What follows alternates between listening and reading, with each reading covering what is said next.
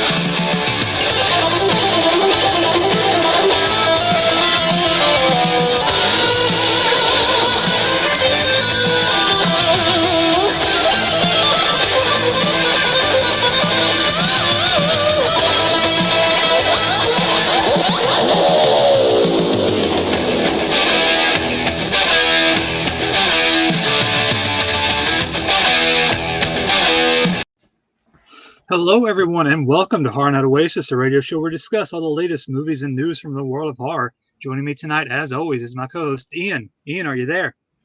For now. For now. Yep, we're always having some kind of difficulties on this platform, but here we are. But still, we get kicked off one week, we have issues logging in the next, so that's the way this always turns out to be for us. Yeah. So tonight, I'm looking forward to this one.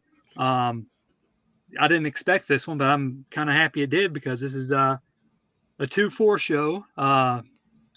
Because we get to kick out two birds with one stone. We get to debut a new segment, and we get to review a new movie for the year. So that's something we've been working on for a while. Was to, as we mentioned last week, like you were first starting out and you didn't get to see a lot of these, cult, higher end, status films, more mainstream stuff. So we're finally digging deep into that well with tonight's show. And again, who would have thought we'd be able to talk about the remake as well? But we're talking about Street Trash from 1987. And again, this is the segment, as I like to call it, Ian's first time. That one just, again, that just came to me when we first started talking about this. I know we first wanted to do this back with Basket Case, but we never got around to because you wanted to check out more Henenlotter stuff because you love Frankenhooker. I do. And we kind of wanted to do Basket Case, and that unfortunately didn't pan out. But we can retcon that with Street Trash. And when I first watched Street Trash, I've always liked it. It's no shame watching it again tonight. I still like this film.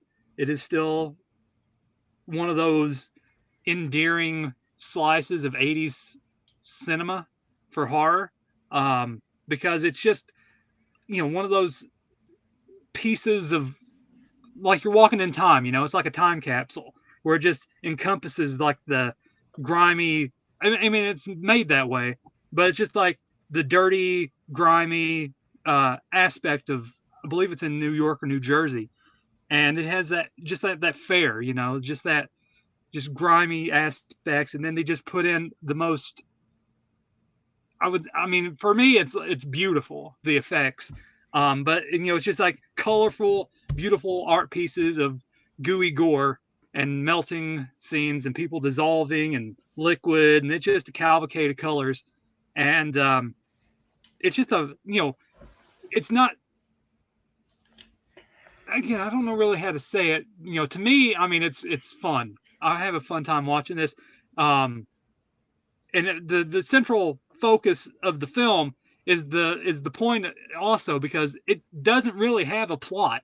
It's just a bunch of characters just talking, and conversations, and it's just, but it has this vibe to it where you're just enthralled and engrossed with all the bums and the winos and all these interesting characters throughout. You have your main character of Fred, and then you have like his brother who likes the lady that works at the garage. Then you got the garage owner, the overweight garage owner, who's also the mayor in Toxic Avenger. And then you have again the king of the bums, Bronson, his lover, homeless girl lover, bum lover, and then you have and winos and the liquor store owner, the cops. There's all kinds of, there's just like funny little quips and one-liners throughout the film. And again, the effects are just, I mean, they might look a little campy now, but I still think they hold up because, I mean, there's like, again, limbs are falling off, people are dissolving. The toilet scene is just great. I mean, it's the reason it's the poster on everything, because it's just a standout scene. Again, like everything else that happens throughout the film is just like, it shouldn't be as entertaining as it is, because again, nothing really happens. And then you have like, again, Bronson, and he's like a war vet, and he's like suffering from like sort of like a PTSD, but he also has like this narcissist complex where it's just like it's always about him, and he always gets what, like he's the Mountie, he always gets what he wants, and he's just like the king all be all character, and there's just like so many little intricate things throughout. And again, there's not as much effects comparatively to the new one, just saying that, but it's like they didn't really, again, maybe it was budgetary reasons, maybe they just like confined it to a few things and went with more of the bum storyline to the remake.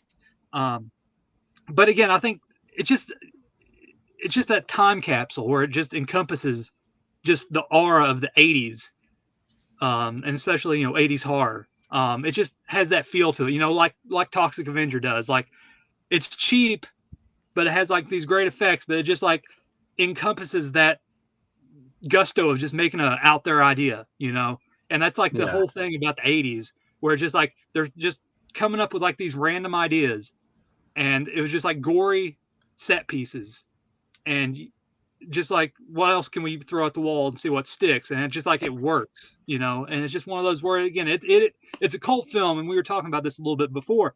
It's still relatively unknown. I mean,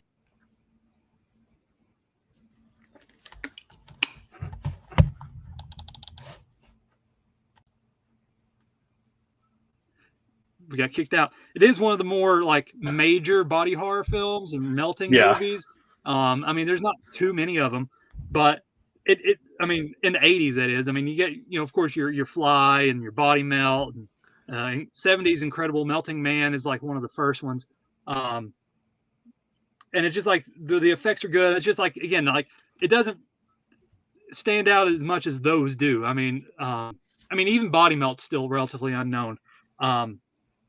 But in the underground of like the horror circle, you have to, this is pretty, going down deeper into the iceberg of horror that you have to get here. And I'm sure, Ian, if it wasn't, being, this probably took you a while to get to eventually, unless the remake came out and you found out like, oh, it's a remake, but I can't wait to get your opinion on this, Ian, and floor is yours.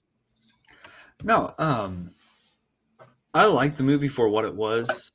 I think if I would have watched it years ago, I think I would have enjoyed it a hell of a lot more. But I can definitely see its place and why it's such a beloved cult classic. I did enjoy the film. I really liked the special effects. I thought, all the random melting scenes was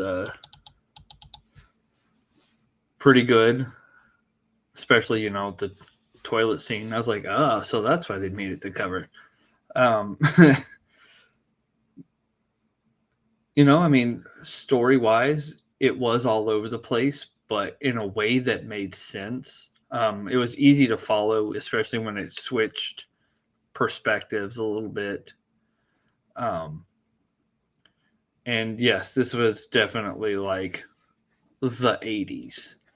And, I'm kind of excited to talk about the next film because it kind of plays in to a lot of what, you know, can be discussed with this.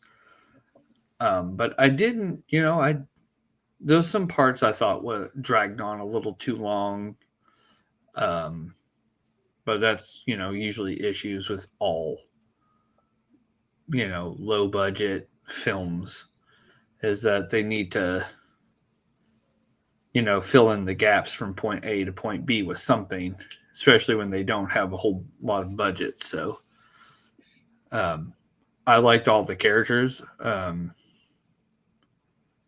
You like the characters you're supposed to like and hate the characters you're supposed to hate, and they gave you reasons to, instead of some movies where like they just throw in main characters and give you nothing to like feed on of why you should care about them. And I really enjoyed that. I thought it was a really well put together movie. Um, Yeah, that's the kind of story is definitely more of like bum against bum. In yeah, this one, I mean, there's again the second subplot of the cop trying to figure out while all the people are getting murdered and melting, and like there's that subplot. But again, it's just a very very simple idea, just done in a very, I mean, I wouldn't say haphazardous, or just it's very uneven, but it connects itself and it works. It's just, yeah, I mean, in my opinion, I mean, it's just, I mean, I'll agree with you a little bit. I mean, hour and 40 is a little pushing it, especially some scenes, as you said, that, again, like just, it kind of meanders here and there. But again, it's just that world, sort of like how it was with like, I mean, it's not an 80s film, but one that we reviewed and I enjoyed it was Septic, and how it has that dark web, deep web stuff, and you're like enthralled in that atmosphere and that world that it creates, and you want more of it. yeah,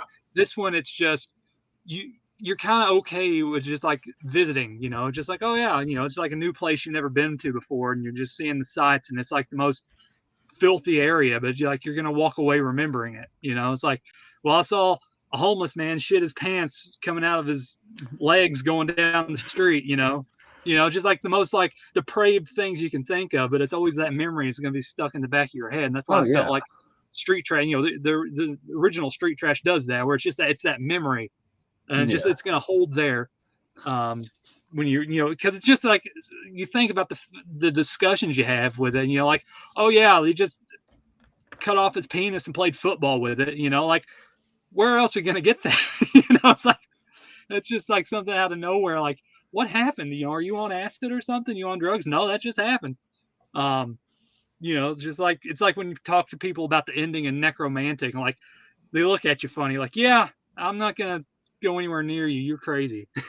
but it's like fun, and yeah, just like each bum has its own, their own personality. And I think that is a little bit more in the original than it kind of, there's like only like one or two in the remake that has that.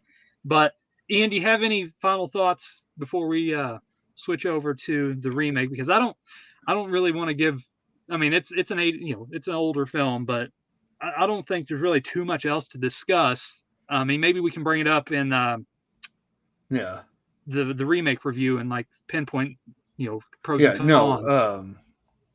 no, yeah. They don't really have a whole lot more. I mean, there was a lot of fart jokes that got me chuckling a little bit because I'm mentally a 13-year-old. But yeah, no, a lot of I yeah, we can move on to the next film because what I want to say is about the next film. So All right, with that, that is going to conclude Street Trash until we bring it up in the remake. But going on, we go into Street Trash 2024, directed by Ryan Kruger, who also did Fried Berry a few years ago. And honestly, that pick, I think, kind of it works for the film because again, Fried Berry is almost as street trash as Street Trash remake, um, where it's just a bunch of nonsense with like one central character walking from place to place um, until things happen. And it is an out there film, Fried Berry.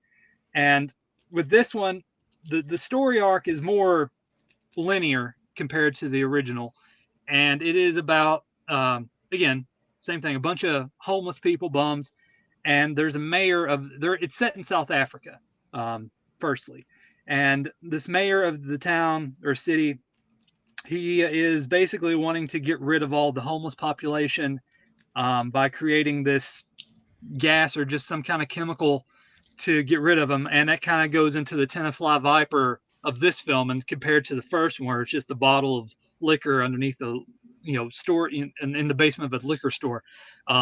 This one is like there's more. Basically, what he does in the remake is kind of expound upon all the things that the original set up.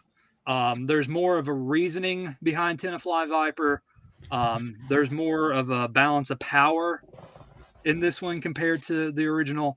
It's Yeah. about the homeless and the rich, and just wanting like again society factors and sort of how it plays into like today's world in a sense with like how like the homeless factor is in like California and New York and stuff like that. It's very. There's also another thing I'll get into here in a second later on that happens that I want to get your mind on and see if you kind of saw that as well. But basically, again, we just have our group of homeless people, and our main character in this one is Ronald. He also has his friend, which I forgot what his name was, but he was the Jew character.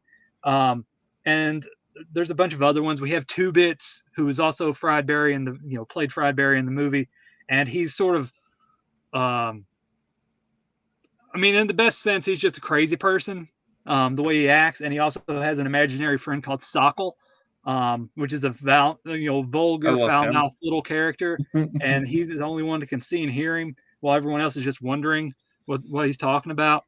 And then you have Alex, which is the female character who comes into it, where the Ronald saves her and becomes part of their street gang.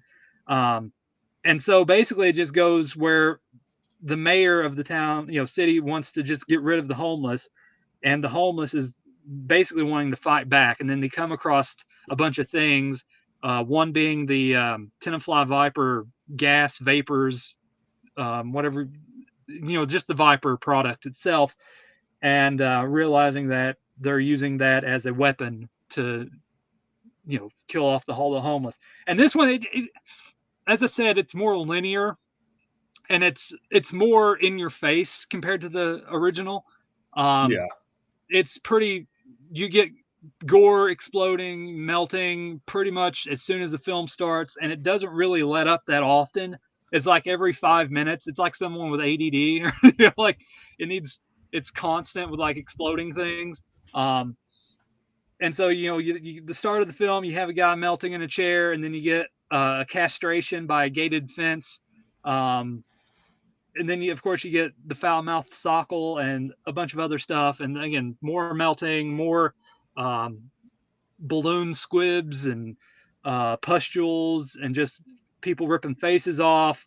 Again, the little colorful pustules that they're clawing at and oohing out, all the ooze and secretion that their body produces, and it's just an ooey gooey mess basically, and it's pretty much it for the whole film. Basically, it's just, but there's not that the one thing about this one, and I was brought it up a little bit earlier, and again, going into again for a remake, or it's not bad. Again, I find it decent. It's like the Piranha remake, where like they have the original idea of Piranha, Joe Dante's Piranha, and it was just a group of people in a river getting attacked by piranhas, and it was still good. But then you have Alexander Aja come along and just expound upon it and make it a bloodbath, and just gore and just like crazy kills, with the Piranha 3D. And that's what I felt like this one did as well, where like you have the same, you have the main original, and you have like the ideas and just they expounded upon it and just added more gore and just tightened it up a little bit and like expounded upon the lore and the story, and made it more linear and compatible, to a more modern audiences. So if you're like a gore hound, you're gonna enjoy it. But personally, it just, as the story was fine, there was just nothing that really made it memorable to me. Whereas the first one, there's the toilet scene, there's the penis football scene, there's all these other, the scenes that stand out, you know. And this one, it's just like the only thing I'm going to remember that really is going to make it stand out is Sokol. Like that's the only thing I'm going to remember from this film. I mean, the gore and the effects are good. Don't get me wrong, but they're just people melting, and there's like nothing. It's not like a set piece. It's just like, oh, here's another random person melting. Here's this person melting. Here's that person melting, and it didn't have enough substance to it, and that kind of hurt it in my book. Where like I didn't mind it, but it just, there was like just throwing everything, like here's another person, here's this person, here's that, and it's just like they kind of overindulged a little bit. And while it wasn't terrible, I just felt like there was like, again, nothing that really stood out as the film went on. um the but Ian, I'll let you have your thoughts and then we'll go back and forth. There's something else I need to bring up later on, but your thoughts on Yeah. the remake. Well, I mean, you can tell like this movie was extremely campy. Mm-hmm. And I'm glad that they went that route because I was actually, kind of worried that they would have toned down the camp because it seems like a lot of remakes tend to do that. And I felt like they were trying their hardest to be as faithful to the original as possible, which, hats off to that. I did enjoy the story, like, bums fighting back against the system that, made them where they are. Like even, our main female protagonist, she had a reason for why she was, had just been recently put on the streets. And, I'm glad they gave us a little more story.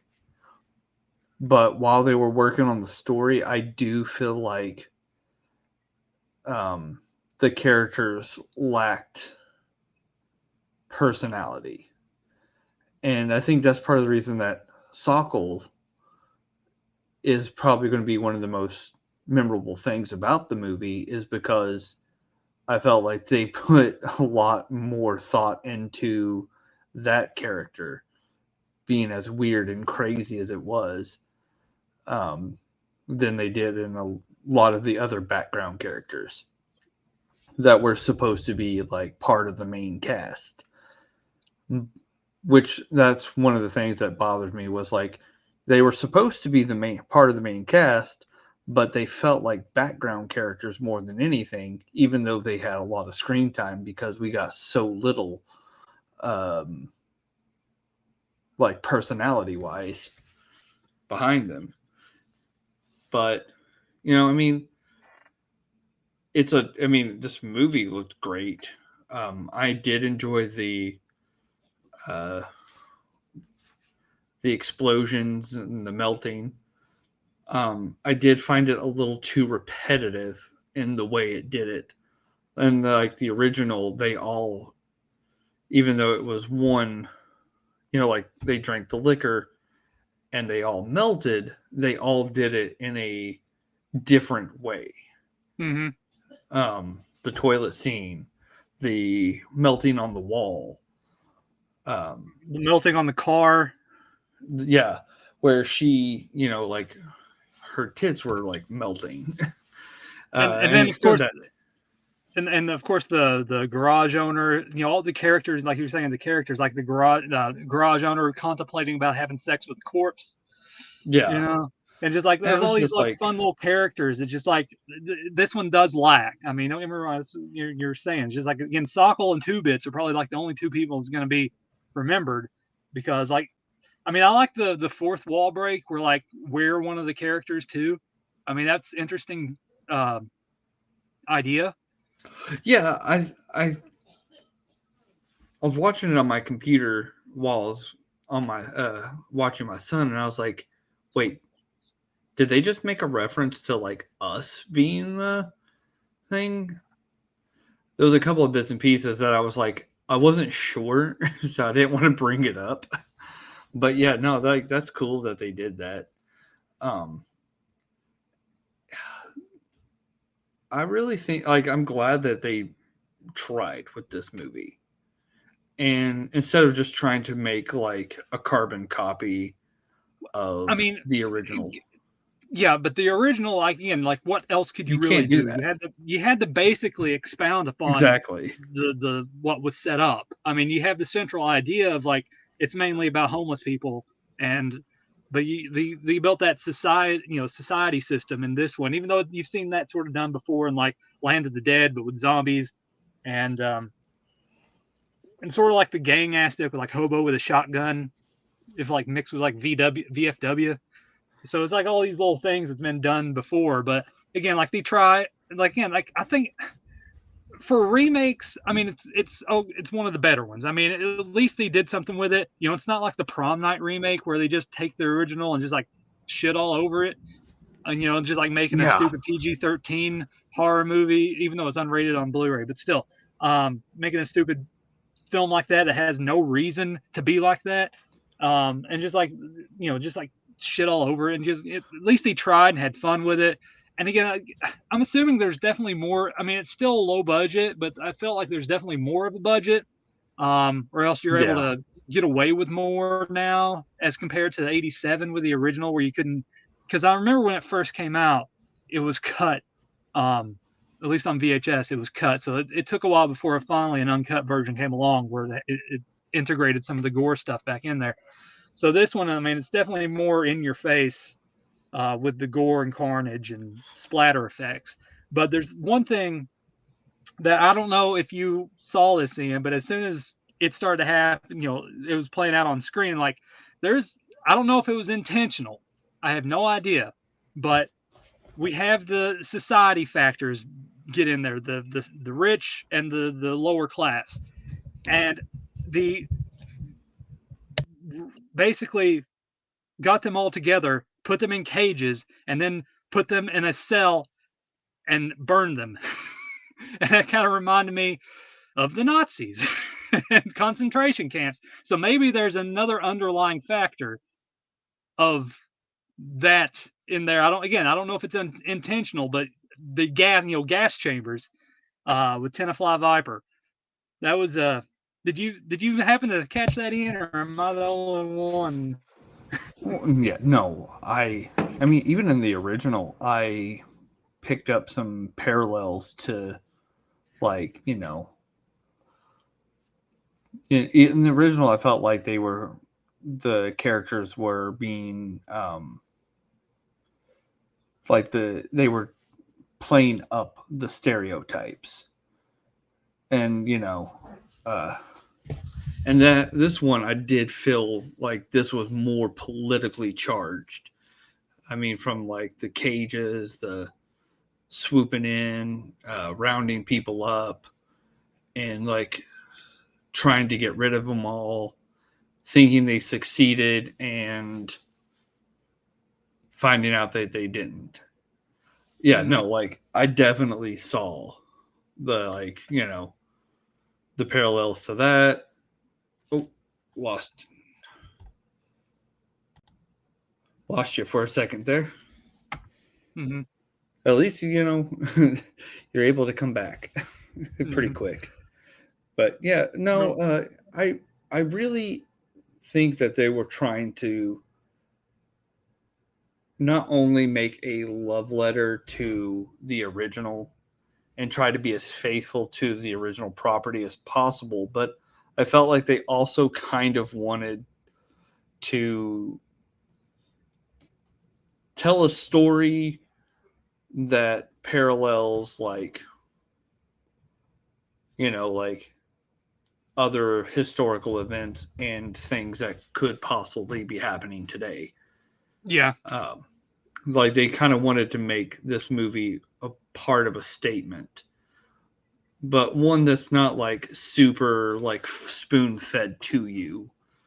And, you know, I really enjoy that.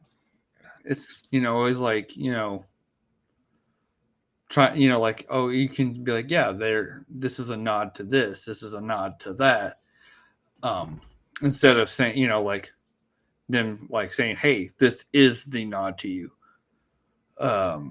like the, what was it, the Black Christmas remake, where they were like Oh spoon God. feeding you the message every Yeah. 5 seconds. Yeah. Men are um, bad. Men are misogynists. it's like, you know, you can get your point across without like bringing it Shoving it up down every my five throat. seconds. Yeah, Yeah. no, like, oh, but no, I mean, I enjoyed both films. Um, you know, they both have their ups and downs. Um, I wish, you know, like the remake had, you know, more refined like plot than the original, which is what I kind of wanted out of the original. And the original had more interesting characters and more interesting like Set pieces. scenes. Yeah. Yeah, than the And, remake, which and is and what I plus wanted. the camera work in the original is great too. Like the Yeah, scene, oh, it of really course, was. after the toilet scene, and then it starts from outside and it does the whole Evil Dead and goes inside to the toilet, and then the scene with Fred and Bronson, and it like flips around, and there's just a bunch of like the camera work's like great, like especially like there's another one where like he's running, like he's walking down, and like it follows him through an alleyway, and so like the camera work is top notch in the original, whereas this one it's just frenetic in the best sense of it. Um, Yeah, but as you said, you know, again, like as the original, just like the characters are more well developed or refined and just interesting, and like backstory to them, and each one has like again their own, you know, personality. Even though like some of them don't even talk, but they have like their own personality. Um, like when Fred takes the woman on the sidewalk, and she's drunk, and he has sex with her, and then like all the bums carry her out and just fucking kill her. And then just like there's all these little things, and then like the scene in the one bum that gets thrown into the back of the police truck, and like all the prostitutes are screaming at him for how he smells bad, and then yeah, the cops punishment is to give him a shower, you know. And then he wakes up and he rubs alcohol on himself. So there's like all these little yeah. nuances in the And original. It's just clean like so, clothes. yeah, and it's just like it's so well defined, you know, refined. And like this one is just like, yeah, they're bums, and they just there's an uprising, and like there's again, Yeah, it's just, no, they're kind that's of just forgettable besides Sokol, and that's it.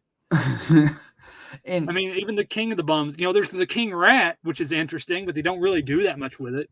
no, that's honestly like when they showed them, I was like, okay, and then they go back, oh, they're dead. And it's like, Hmm. oh, well, okay. Oh, that was a waste of a character. They, I felt like they put all of their effort into the gore and not enough into their like characters, Hmm. except for Sokol, which Sokol just felt like it was so random, so out of place, um, that I loved it. I felt like if, you know, these movies combined, we would have had a fantastic movie. Because, you know, like take all the good parts from each and then smoosh them together. The good, you know, from the original, the good Hmm. characters, the good camera work, the good scenes, like the gore scenes, and with a more refined, you know, plot that didn't, you know, overshadow all of the, you know, switching of the different perspectives. which I like when movies do different perspectives and it's still easy to follow. Mm-hmm. And, I mean, I think that's one of the things that I liked about the 80s was that 80s films is they tried to develop characters and not just like throw a bunch of shit at you.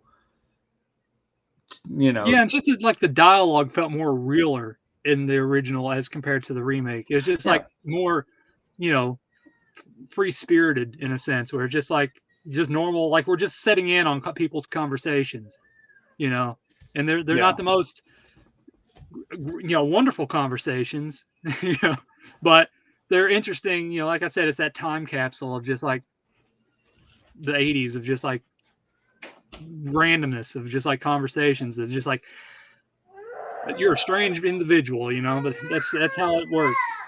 Uh-oh. Kids up. Yeah. But I do think again, like the original is great. In my opinion, I love the original. I've always enjoyed it every time I watched it. It's just one of those where you're just watching, you're just enjoying the moment of just you're sucked into the world and the world that they're building. Um, Even though there's no central structure or plot of the film, it's still an entertaining and enthralling watch. You're just engrossed with it when there's some good set pieces and characters. And then the original, the remake, while not as good in my opinion, it just doesn't have. It's just more in your face with the gore scenes, and they kind of subdued that with not giving you that much of the characters. They're kind of one dimensional, and the whole uprising aspect. But it's not terrible when it comes to remakes. I mean, it is one of the better ones in my opinion. Um, but there is still a lot to be desired with it. But I didn't hate it. But it's probably not one I'm like really. Besides, again, Sockle. But I'm probably just gonna again stick to the original, in my opinion. I've always liked the original. I'll still watch the original. But every now and then I might get a hankering because it is a short watch. It's only like 85 minutes. But I've just seen other like again body melt movies come along. Like VFW sort of has that, and it's more fun. The original is for me, whereas this one's just like it felt like I've seen it, been there, done that aspect, and I think Ian has to deal with the crying baby. But yeah, I mean, there's also for those that might not know, but there's a mid credit scene and a end credit scene, so stick around for that because that end credit scene is actually pretty funny. Um, so they do kind of with the mid credit scene, they kind of leave it open as sequel bait in a sense. So I don't know if they're gonna with a certain character that's introduced halfway through the movie. So there's a potential sequel bait. But overall, again, it's fine. I didn't mind it, and it's again better than I anticipated. But again, it just doesn't hold that charm that the original has for me, and just the way that things are set up and the look of things and the aesthetic and the characters.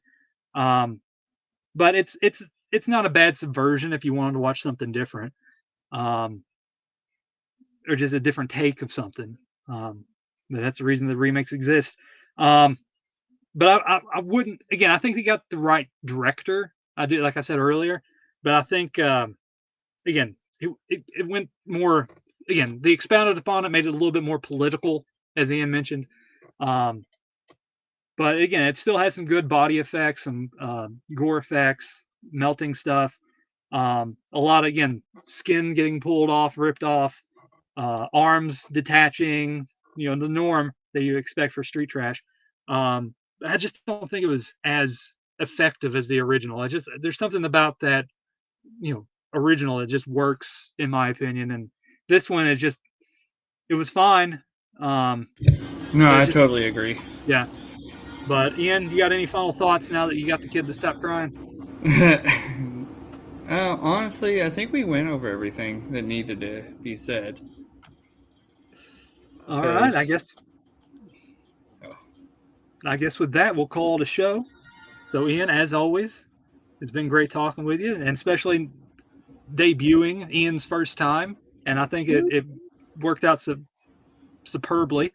So I'm looking forward to doing this more in the future with other films that you have not seen, and always interesting to talk about a first time watch with someone that's like seasoned watcher with it. So, but as always, I appreciate everyone for listening, and we will see you next time on Horror Night Oasis. Good night.